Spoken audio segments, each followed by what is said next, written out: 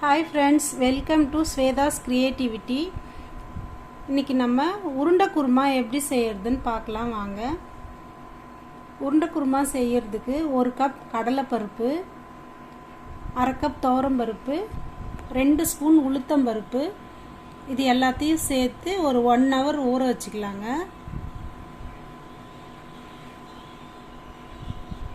பருப்பு நல்லா ஊறிடுச்சு. அதை நம்ம மிக்ஸி ஜாரில் சேர்த்துடலாம். ஏன் 2 ஸ்பூன் உளுத்தம்பருப்பு சேர்க்குறோன்னா நமக்கு உருண்டைங்கள்லாம் உடையாமல், உளுத்தம்பருப்பு பைண்டிங் ஏஜெண்ட்டாக நமக்கு உடையாமல் வரும். உருண்டைங்களை ஃப்ரை பண்ணும்போது சாஃப்டாகவும் இருக்கும் உருண்டை சாப்பிடும்போது. அதனால தான் உளுத்தம்பருப்பு சேர்த்து நம்ம ஊற வச்சு அரைக்கிறது. இப்போ மிக்சியில் பருப்புங்களை போட்டாச்சு. அது கூட நம்ம 3 பச்சை மிளகாய், 1 ஸ்பூன் சோம்பு, கொஞ்சமாக கறிவேப்பிலை, தேவையான அளவு உப்பு சேர்த்து நம்ம ஒரு வடை பதத்துக்கு அரைச்சிக்கணும். இப்போ அரைச்ச கலவையில், மாவு கலவையில் கொஞ்சமாக பொடியாக நறுக்கின வெங்காயம், கறிவேப்பிலை, பொடியாக நறுக்கின கொத்தமல்லி எல்லாத்தையும் போட்டு நம்ம நல்லா ஒன்றா கலந்து வச்சுக்கணும்.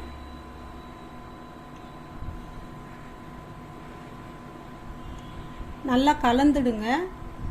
கலந்த மாவை இப்போ நம்ம ஒரு வாணலியில் ஆயில் ஃப்ரை கலந்த மாவை இப்போ நம்ம நல்லா காஞ்சிட்ருக்கிற ஆயிலில் இப்போ நம்ம உருண்டைங்களாக போட்டு ஃப்ரை பண்ணிக்கலாம்.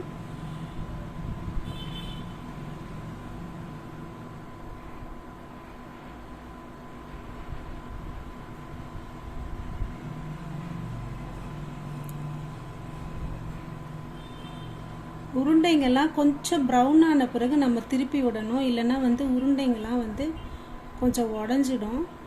ஒரு பக்கம் கொஞ்சம் நல்லா வெந்த பிறகு நம்ம மெதுவாக திருப்பி விடணும்.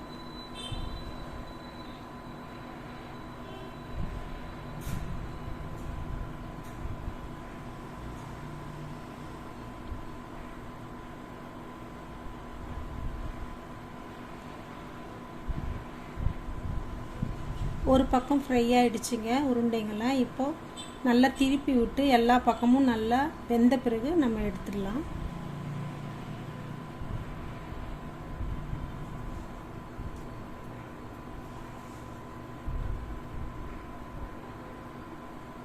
இந்த அளவுக்கு ஃப்ரை ஆனால் போதும். ரொம்பவும் ப்ரௌனாக எடுக்கணும்னு அவசியம் இல்லை. நம்ம குருமாவில் போடும்போது இன்னும் அப்போ தான் நல்லா இருக்கும் கலர் பார்க்கறதுக்கும். அதில் கொஞ்சம் வேகணும், அதில் கொஞ்சம் வெந்துடும் மீதி. அதனால் திட்டமான இந்த கலரில் நீங்கள் எடுத்தீங்கன்னாவே போதும் உருண்டையை.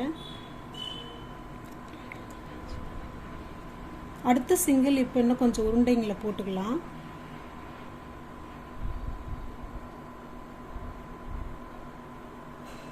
குருமா செய்யறதுக்கு ஒரு பேஸ்ட் அரைச்சிக்கலாம். அதுக்கு அரை மூடி தேங்காய்,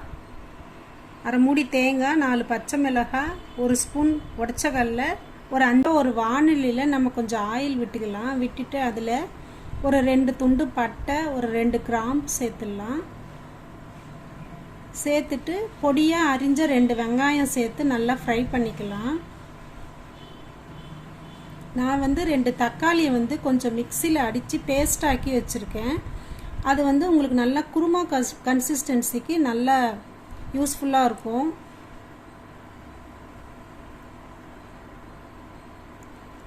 இப்போ தக்காளி விழுதையும் சேர்த்து நல்லா வதக்கிடலாம்.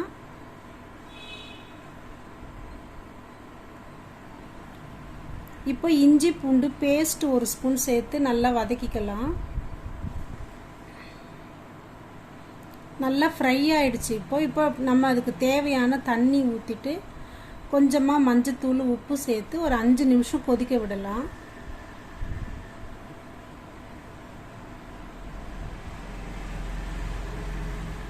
நல்லா 5 நிமிஷம் கொதிச்சிடுச்சு குருமா. நல்லா பச்சை வாசனைலாம் போயிடுச்சு. வெங்காயம் தக்காளியோட பச்சை வாசனைலாம் போயிடுச்சு. இப்போ நம்ம அரைச்ச தேங்காய் விழுதை இதில் சேர்த்து நல்லா கலந்து சிம்மில் வச்சு ஒரு 2 நிமிஷம் கொதிச்சா போதும். இப்போ அதில் ஃப்ரை பண்ணி வச்சுருக்கிற உருண்டைங்களெல்லாம் ஒன்று ஒன்றா சேர்த்து திரும்பவும் ஒரு 2 வச்சோன்னா போதும். உருண்டை குருமா ரெடி. தேங்க்யூ ஃபார் வாட்சிங்.